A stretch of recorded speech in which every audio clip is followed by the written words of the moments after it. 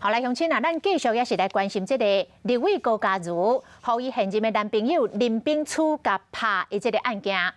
高嘉瑜的前男朋友马文玉拜六开记者会，讲伊遐有影片是林炳初拍高嘉瑜了后，翕落来当作娱乐的影片。早起委任的律师已经甲影片公碟送到新北的地检署，而且讲林炳初已经开始咧传播这个影片。 啊，受害者唔拿一个人，希望检警继续来搜索，唔通让这个证据流出去。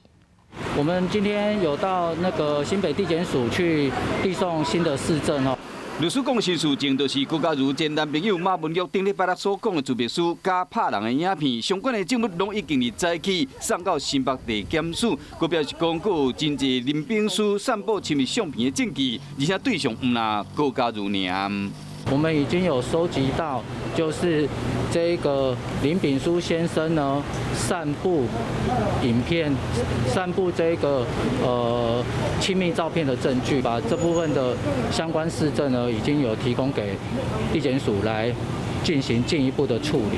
马文玉伫记者会中讲，林炳书伫拍高嘉瑜了后，佮为了娱乐拍影片，并且问这个对象的高嘉瑜讲。 马文玉的薪水敢是真悬，以及自别书敢是家己所写的等等问题。他拍了一段娱乐影片，这个人不是人，他是恶魔。今麦检警已经有林炳书拍人的关键证据，除了将伊所讲的白贼话拢甲推翻了后，嘛希望司法会使做出公平的判决，因为受害者一个公道，忙讲赶紧修法，防止搁较一人散布私密的影片。